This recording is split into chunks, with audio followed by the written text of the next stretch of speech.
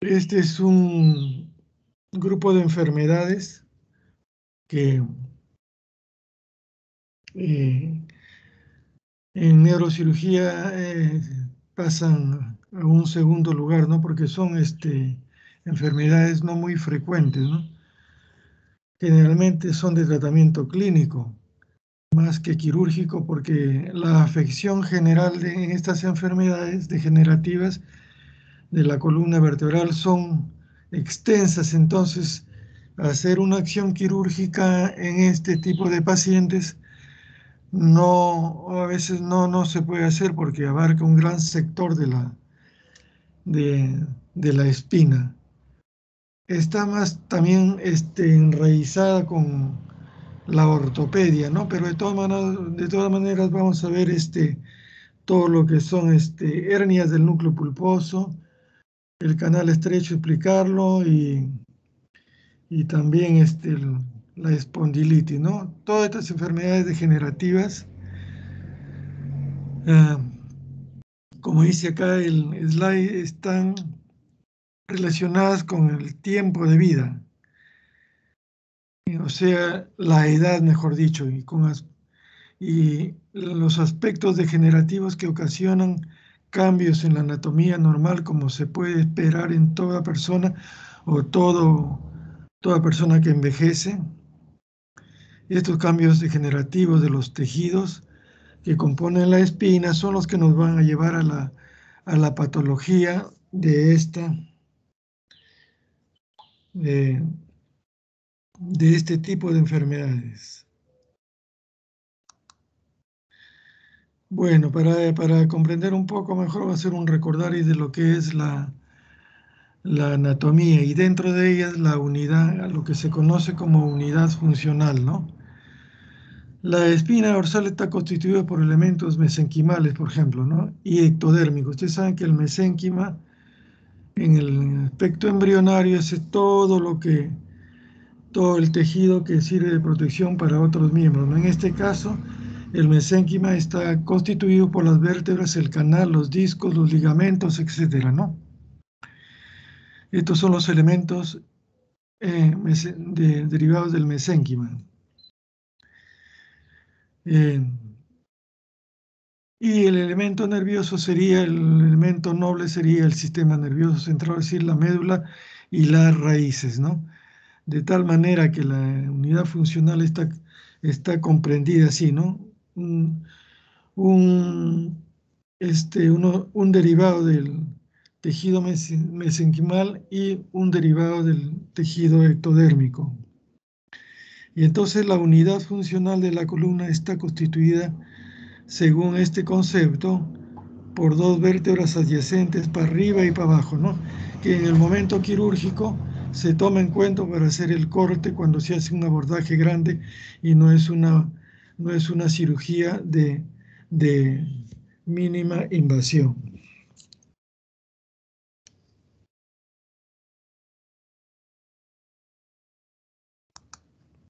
Ahí tenemos, por ejemplo, todo lo que es la espina, que viene desde el agujero magnum hasta más o menos L1, L2, en ese límite, ¿no? Ahí está. Después viene ya el saco dural conteniendo el filo terminal, ¿no? Que es un saco donde las raíces están flotando ahí y que es a partir de abajo, ¿no? A partir de L1, el borde entre L1 y L2.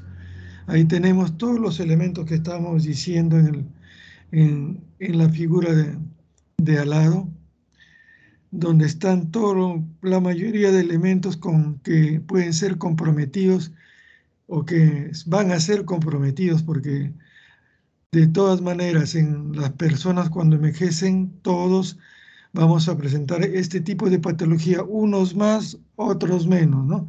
Dependiendo, pero siempre va a haber compromiso, mínimos en algunos y otros más extensos. Por ejemplo, ahí tenemos al ligamento anterior, ¿no? Al ligamento posterior, que son elementos que fijan las vértebras, ¿no? Y evitan el desplazamiento de las vértebras y evitan lo que se conoce en neurocirugía como listesis o desplazamiento anterior o posterior. Y así otros elementos tenemos también, por ejemplo, los ligamentos, el ligamento interespinoso, el ligamento supraespinoso, los ligamentos interespinosos, el ligamento capsular que viene de la cápsula y el ligamento amarillo. Todos estos también tienden, el ligamento amarillo, tienden a fijar en su sitio a la columna como si fuera una barra comparado a una barra de hierro y también comparado a una pila de monedas. Entonces, en ese sentido, tenemos que entender que si bien es una cosa rígida, pero permite la elasticidad y el movimiento, porque de otro modo no podríamos movernos a la derecha, a la izquierda, flexionar, extender, etcétera, etcétera, ¿no?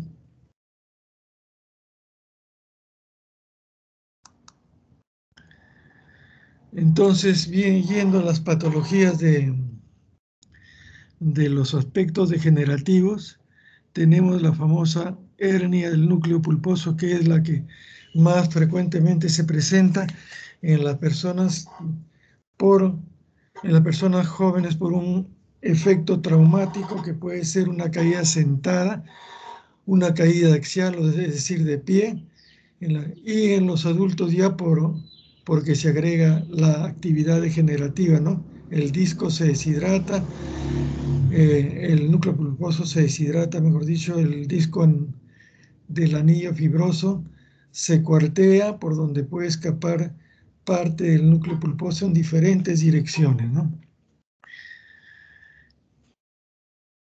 Entonces, en el slide nos dice, el disco vertebral está diseñado por un núcleo blando, lo que le decía, ¿no? Con una malla de fibras de colágeno embebidos en agua, que en el niño está fresco, ¿no? Es un 80% de agua, está bien hidratado, lo que y disminuye esta hidratación con la edad, ¿no? Con la edad hasta a veces es como puedo decir, una masa de pan que cuando sale de la panadería está fresco, se puede peñiscar y está hablando, ¿no? Pero ya cuando está pasado varios días, uno aprieta y se quiebra, igualito, ¿no? Se cuartea, etcétera, ¿no? Y el disco fibroso está compuesto por fibras colágenas que se limitan a través de un delgado plato al cartílago, los cartílagos adyacentes de la vértebra, ¿no? Las fibras superficiales que contactan con las vértebras se llaman fibras de Charp, que con un movimiento continuo tienden a calcificarse, pues con la edad, el movimiento continuo de las personas, estas fibras de Charp se calcifican y forman lo que se llama los famosos osteofitos o pequeños puntos de osificación, ¿no?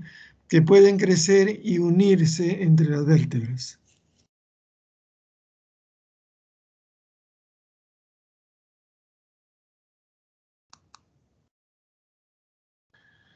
Entonces la hernia del núcleo pulposo, como dice allí,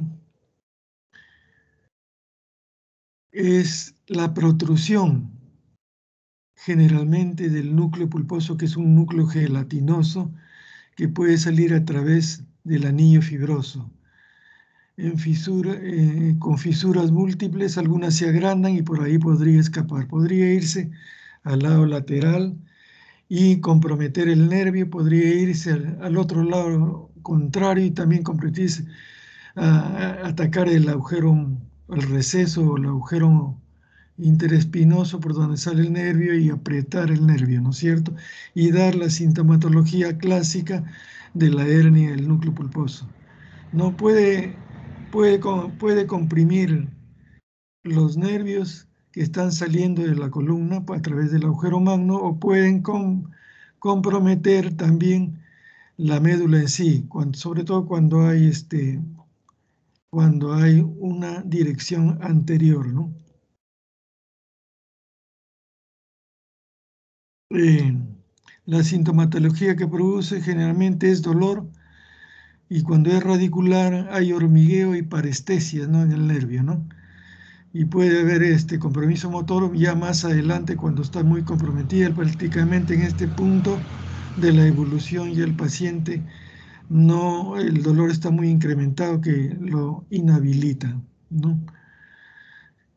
Y la mielopatía se caracteriza por dolor y con una sintomatología difusa que puede darnos una signología y sintomatología focalizada, ¿no? Es decir, que a través de esa sintomatología nosotros nos vamos a dar cuenta de dónde podría estar cuál es el compromiso que es más intenso, motor o sensitivo, ¿no? Pasamos a la otra. Ahí, por ejemplo, ¿no? Ustedes están viendo una resonancia magnética en donde hay dos resonancias vista lateral, una con sustancia radiopaca eh, para contrastar lo que es la médula. Y están viendo ahí entre las vísceras, creo que es L1 entre L2, hay una concavidad. No sé si se puede ver aquí mi cursor. ¿Ustedes ven mi cursor? ¿Aló? ¿Pueden ver el cursor que está encima de la patología o no? No, doctor. Ah, ya, bueno, ahí hay una No, no se muesca. ve, doctor. Sí, pues no se ve, no es lo mismo. Hay una muesca ahí que es la hernia que está protruida, ¿no? Protruida. Y acá también en la parte inferior también se ve una muesca menos comprometida que la del lado contrario, ¿no? Esto para que vean cómo se puede ver en una resonancia magnética, que es el examen indicado para este tipo de patología. Acá tenemos los diferentes tipos de, de hernias que se presentan en el lado izquierdo, en un corte en tipo rodaja. Por ejemplo, el primero se degenera el disco, comienza a rajarse y el núcleo pulposo ahí está saliendo como una papa rellena hacia el exterior, al lado lateral, ¿no? Y ya después ya ha empujado y se ha prolapsado ya el prolapso, o sea, se ha salido de sus límites. Y por último rompe los tejidos blandos y se extruye, se extrusa, ¿no? Se sale ya. Ah, y por último, secuestra los elementos que están alrededor de, de la médula, ¿no? Por ejemplo, en este caso, en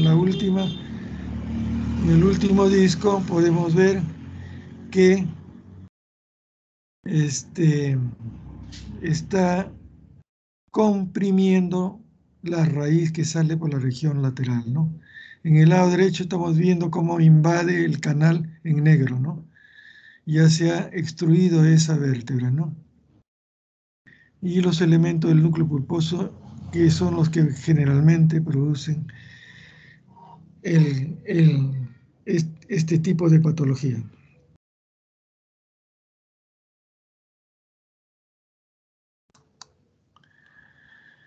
Bueno, el diagnóstico se hace pues con el cuadro clínico, la sintomatología, como les digo, personas jóvenes que han tenido como antecedentes un golpe axial o caída sentada pueden tener sintomatología que se va a hacer principalmente radicular, ¿no? Una radiculitis, como si tuviera una radiculitis, va a haber adormecimiento, dolor, el ACG va a ser positivo, ya ustedes saben lo que es la ACG, ¿no? Al examen ustedes van a levantar la pierna comprometida hacia arriba en un ángulo de 70 grados o menor tal vez, a los 45, 50 grados el paciente va a sentir un dolor intenso en el ciático cuando la patología está en la región lumbar, ¿no es cierto? Ahí, la CG se dice que es la CG positivo. La CG positivo significa que ahí hay el nervio está comprometido, hay una presión del nervio, ¿no? Y hacen la misma maniobra en el otro lado y generalmente no hay nada, pues, ¿no? No hay nada.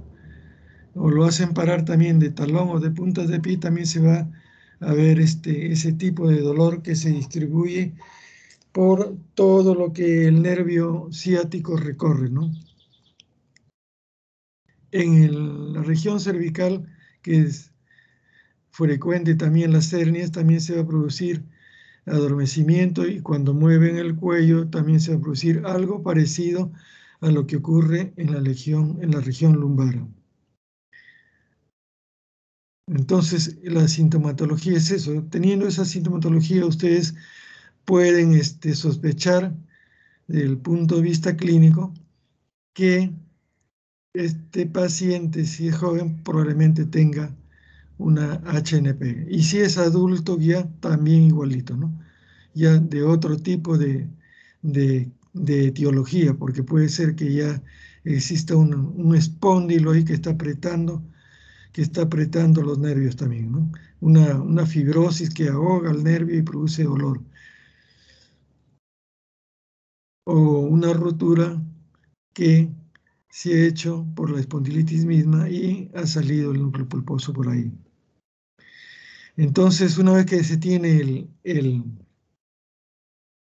se sospecha del diagnóstico clínico o se tiene el diagnóstico clínico, nos vamos a los exámenes auxiliares. Y aquí lo puntual es la imagenología.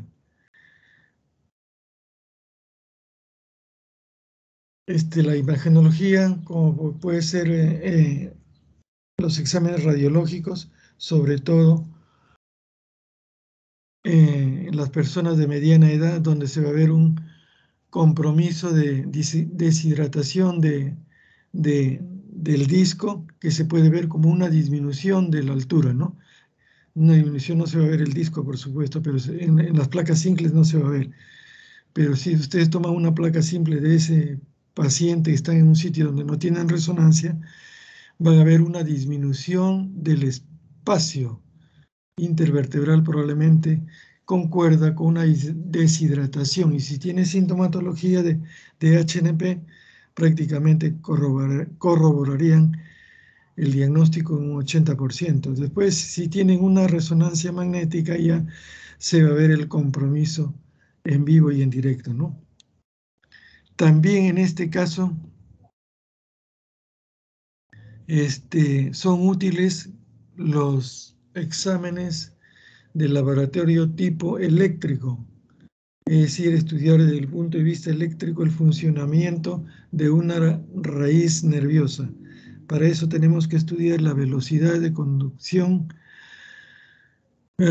y una electromiografía que se usa, ¿no? Sobre todo para individualizar qué raíz está comprometida, ¿no?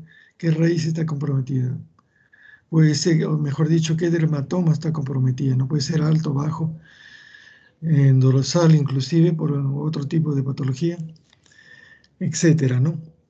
Entonces aquí se puede hacer una electromiografía para ver el potencial de las fibras en respecto a los músculos, una velocidad de conducción está retrasada, si es que la velocidad de conducción está retrasada, quiere decir compromiso radicular, y también podría hacerse el reflejo H, ¿no?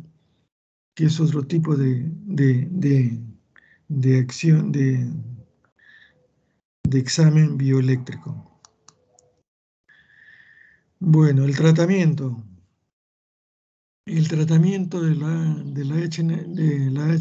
HNP, como el tratamiento del resto, casi es la misma sintomatología. Lo que pasa es que en la espondilortrosis, espondilitis o espondilosis, las causas son diferentes a la HNP, ¿no? A la hernia del núcleo pulposo. Y aquí estamos dando un tratamiento que es el médico, ¿no? El médico, o sea, la parte inicial cuando el paciente puede caminar con cierto tipo de molestias, ¿no? Todavía no está incapacitado, todavía no está incapacitado totalmente, ¿no? Porque algunos que sí, apenas se levantan, tienen un dolor que ya no pueden aguantar, pero otros todavía pueden movilizarse, ¿no? O ponerse en una posición antálgica que les permite sentarse, semisentarse, etcétera, etcétera, ¿no? Tenemos el médico y el quirúrgico, entonces dos tipos de tratación. El final va a ser, si es que siguen las molestias, el quirúrgico, ¿no? Pero a veces con el tratamiento médico pasa, y por un buen tiempo, ¿ah? Por un buen tiempo pasa la sintomatología y signología de la hernia del núcleo pulposo. Y por eso siempre hay que comenzar con un tratamiento médico, ¿no? Ya cuando se agregan trastornos motores a la hernia, entonces ya ni modo, hay que programar una cirugía. Todas estas cirugías generalmente son programadas, no son emergencia, ¿no? No son emergencia, como por ejemplo un traumatismo medular, un traumatismo encefalocraneano, un hematoma de otro tipo, intracraneal, por decir, ¿no? De diferente etiología. Y el tratamiento médico, entonces, se indica en las primeras fases de la enfermedad, como dice acá en la diapositiva, cuando el cuadro clínico no está muy intenso, como decía, ¿no? Y permite al paciente la administración parenteral o enteral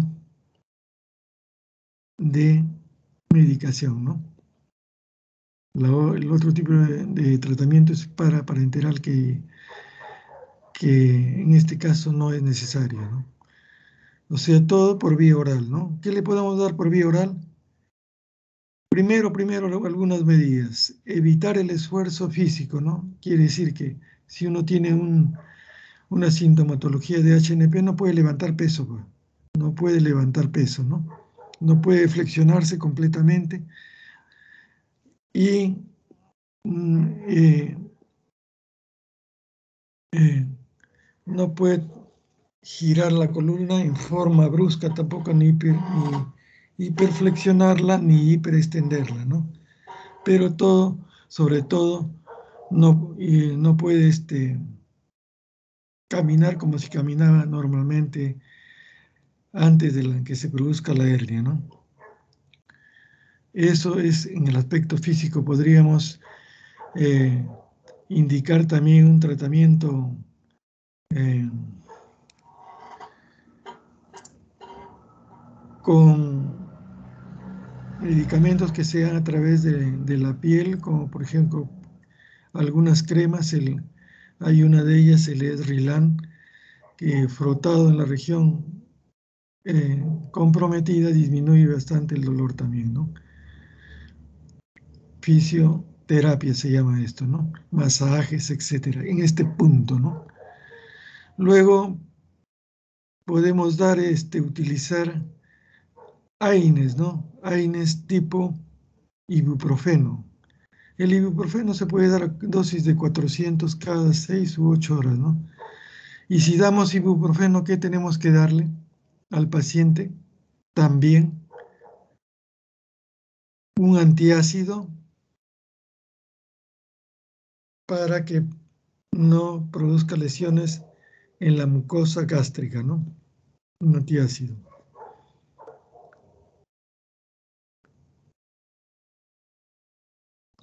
Eh, Puede utilizarse otro tipo el ibuprofeno es un ejemplo, ¿no? Ustedes pueden indicar el AINES que les parezca o que crean que es más eficaz para el paciente. Y aparte del AINES, ustedes podrían dar relajantes musculares, porque ustedes saben que eso produce contractura muscular, ¿no? Muscular, esto iba también en lo que le estaba diciendo, en el tratamiento por fisioterapia, ¿no? Pero acá se da ya por vía oral un relajante muscular que puede ser orfenadrina, como puede ser 60 miligramos cada 12 u 8 horas también podría ser. La ciclobenzaprina es otro tipo de relajante, y también hasta podríamos darle un poco en dosis bajas de fenotiacina tipo diazepam en dosis de 5 miligramos para que coadyuve a la tensión nerviosa, ¿no? Y el paciente se sienta un poco más relajado. Y también desde el punto de vista como el nervio, como quiera que el nervio está comprometido, apretado crea una inflamación, ¿no? Y podríamos ayudarlo con el complejo B, que es antineurítico en, en dosis de desayuno, almuerzo y comida. Como es una vitamina que se puede dar, nos va a ayudar también, ¿no? Y algunos medicamentos comerciales, como el Neurobión, por ejemplo, vienen combinados con diclofenaco, que es un AINE, ¿no? Corticoides se podría dar, también corticoides se podría dar, ¿no? En ciertas indicaciones.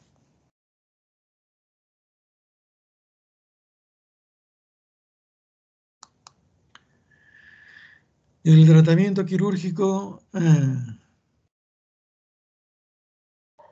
una vez que se ha acondicionado al paciente, o sea, se ha preparado al paciente para la cirugía, esta se realiza utilizando un abordaje anterior. Cuando es cervical, generalmente es anterior, es más fácil por ahí, ¿no? A través de una incisión transversal se separa la musculatura, el paquete neurovascular, y el esófago y la tráquea se desplazan a un lado y se ve la vértebra en el fondo. Ahí se va a ver el disco que está saliendo, ¿no? Entonces, lo que se hace generalmente es sacar el disco, raspar las carillas articulares entre intervertebrales para poder poner un implante artificial para que pueda fijar, que se pueda fijar y evitar una listesis cuando haya movimiento, ¿no? Una pequeña artrodesis que se hace. Hay de diferentes tipos, ¿no? de implantes que se podría colocar en el espacio intervertebral, ¿no? Como platillos, como botones que se enganchan en las vértebras y ya fijan la vértebra, ¿no? Este tipo de tratamiento se complementa ahora, se está utilizando bastante este tipo de implantes, ¿no? Anteriormente simplemente al curetear las carillas, entonces se hacía una artrodesis, ¿no? Fisiológica o natural. Bueno, esta es la cirugía. En la región lumbar, eh, en cambio se hace por vía posterior porque es más sencilla también el abordaje por ahí, ¿no? Se hace la incisión a través de las vértebras espinosas y se separa el tejido subcutáneo, ¿no? Hasta ver el tejido muscular. ¿Me escuchan, no? ¿Aló? Sí, doctor. Ya.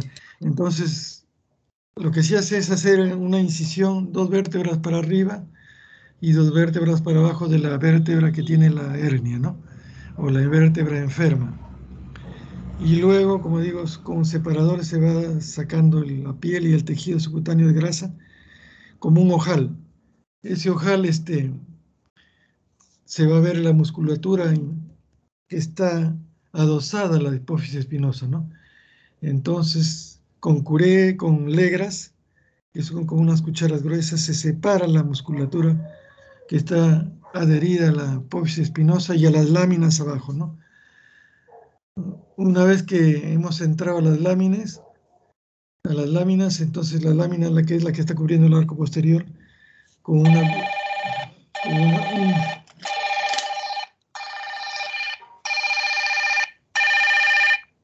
Sí, aló, aló, aló. Sí, un ratito estoy ocupado, ya está, no, después me comunico.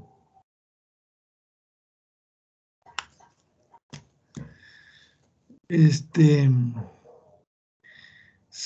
con un instrumento que es como un pico de loro, se destruyen todas las láminas y ustedes van a ver que al destruir la hernia va a ser visible, ¿no? Que yéndose, por ejemplo, si está lateral hacia el agujero magno, perdón, al forámine. Al forámine ahí se va a ver el nervio comprometido, ¿no? Entonces se va cureteando, se curetea el disco y también se puede poner acá en esta zona un implante para hacer una artrodesis, ¿no? Un implante metálico o de material biológico. Este es el tipo de tratamiento quirúrgico que se hace en una HNP. Vamos a ver. Ahora, ya yendo a lo que es el aspecto degenerativo, porque las hernias del núcleo pulposo no son realmente algunos, como le estaba diciendo, en personas jóvenes que no tienen nada que ver con un aspecto degenerativo todavía, ¿no? En la edad mediana de la vida, 25, 30 años, 35. A partir de los 50, 55 ya vienen estos problemas degenerativos. Se llama espondilosis, dentro de ello la espondilolistesis y el canal estrecho, ¿no? Por ejemplo, las espondilolistesis se puede clasificar en displásicas, ísmicas y degenerativas. Esta patología afecta permanentemente a un conjunto somático y a su vez en algún momento al tejido nervioso, como es de esperarse, por compresión directa o a través de un estrechamiento del canal por un crecimiento anormal del hueso, ¿no? O una unión entre vértebras. Esto se va a ver en una placa simple, se puede ver este tipo de patología, ¿no? Los famosos picos de Loros, los famosos osteofitos, etcétera. Las displásicas, aquí el origen es congénito, porque también hay pacientes de este tipo que no tienen nada que ver con la edad, entonces el aspecto es congénito. La disfunción está orientada a las facetas, que están orientadas axialmente, ¿no? Hacia arriba, o sea, siguiendo el eje, en lugar de estar coronales como es lo normal, ¿no? O sea, una orientación coronal. Y al no haber estar comprometido esta orientación de las facetas,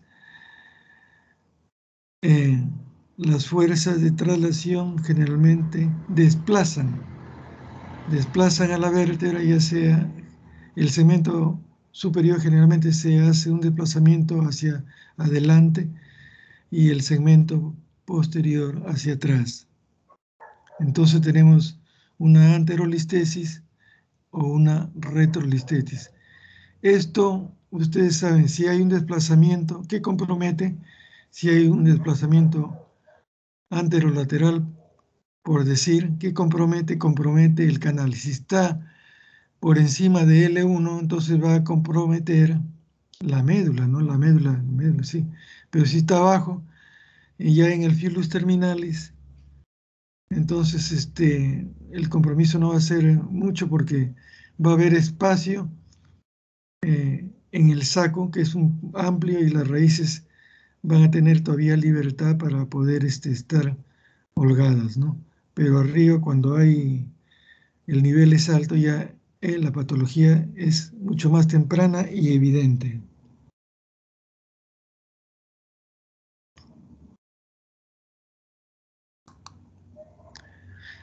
Las degenerativas, las que hemos dicho, ¿no?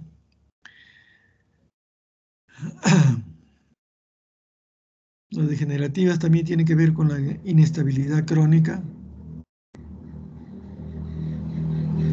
de una o varias vértebras, tienen que ver con la unión interósea, tienen que ver con los osteofitos, tienen que ver con la degeneración de las caras y etcétera, ¿no?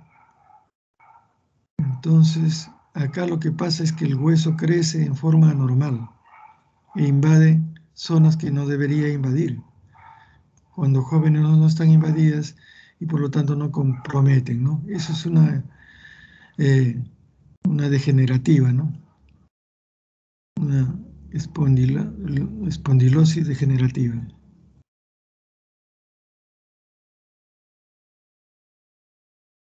Hay una hipertrofia del tejido óseo, ¿no? Bien.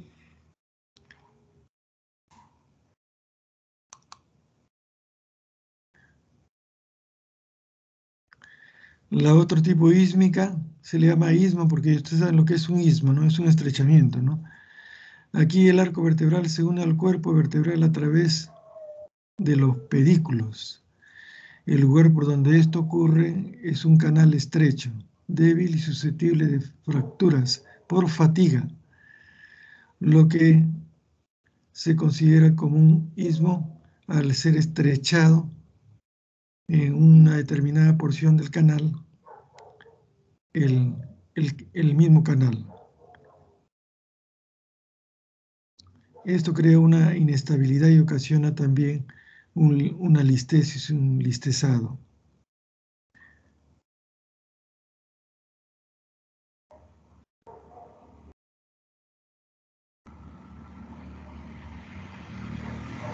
Acá hay un acápite que dice la edad de esta lesión está entre los 5 y 7 años, ¿no? Entonces en este caso ya la degeneración tiene otro aspecto congénito. Las características del dolor es también focalizado y radicular dependiendo del hematoma que está comprometido. Más o menos en un 15%. Después vienen ya las dificultades de la marcha, los déficits neurológicos.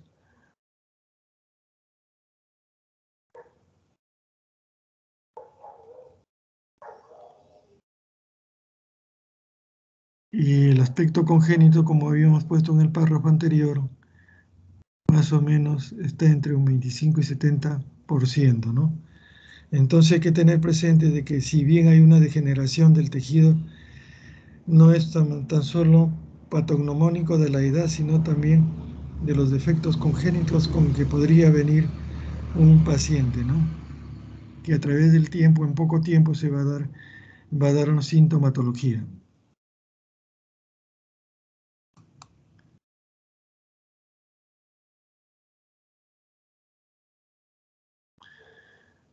Bueno, esto ya lo hemos dicho, todo lo que está con la sintomatología y la signología, ¿no? Casi no varía. El diagnóstico está dado también por el cuadro clínico principalmente, y la imagenología, ¿no? Que nos va... la resonancia magnética prácticamente ustedes tienen la suerte de que tienen este examen auxiliar que les va a pintar el tono. Antiguamente, cuando yo hacía residencia en el Mogrovejo, nosotros hacíamos las veces de radiólogo porque teníamos que poner al paciente, hacer una punción lumbar para poder instilar radiopaque, que es una sustancia de contraste, y vascular al paciente en una mesa de basculación y tomar las fotografías, ¿no? Para ver cómo se deforma el canal, cómo se deforma, ¿no? Y por dónde va la columna, si se va para un lado, se va para el otro lado, dependiendo de los trastornos hipertróficos del hueso. Ahora la resonancia simplemente es una, sin utilizar inclusive el contraste, nos da buenas imágenes.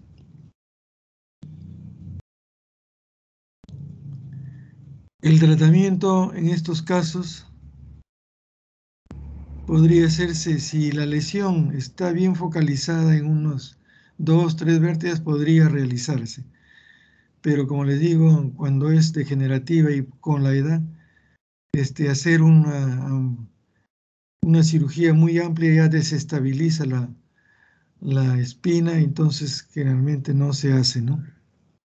No se hace. Y entonces aquí lo que queda es el tratamiento,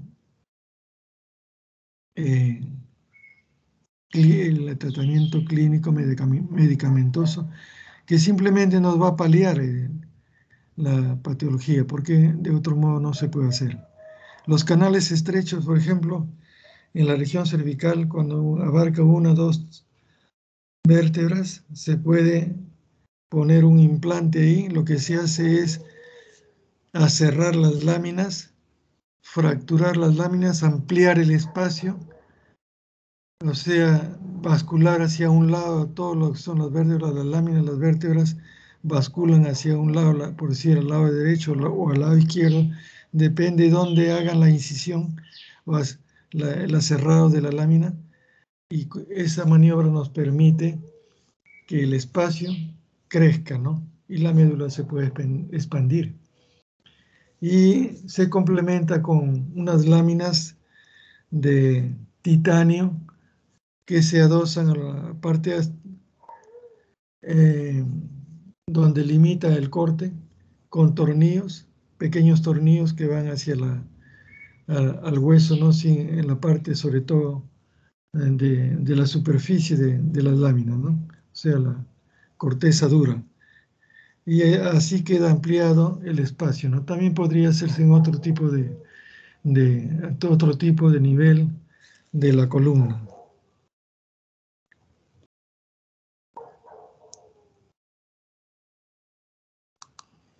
Bueno, hasta ahí sería lo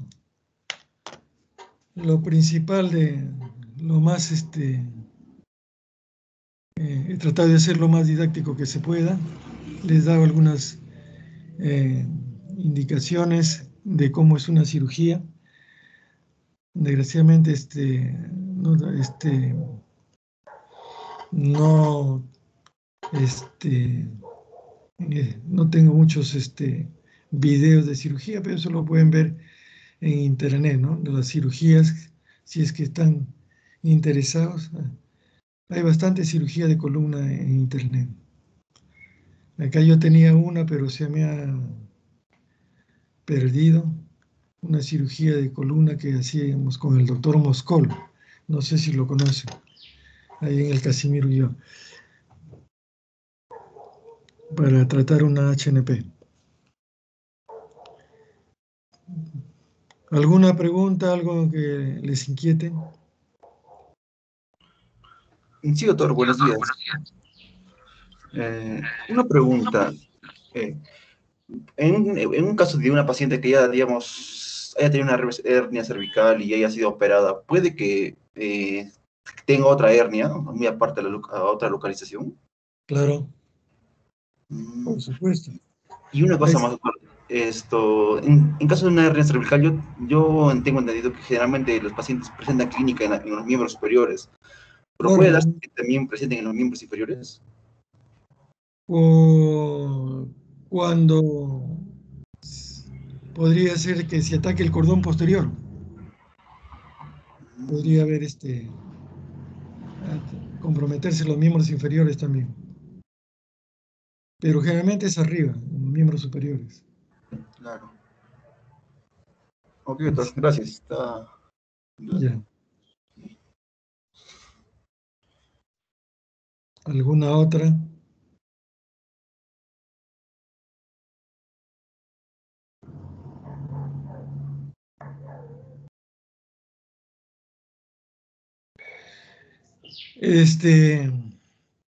¿Ustedes acaban ya esta semana? ¿Aló?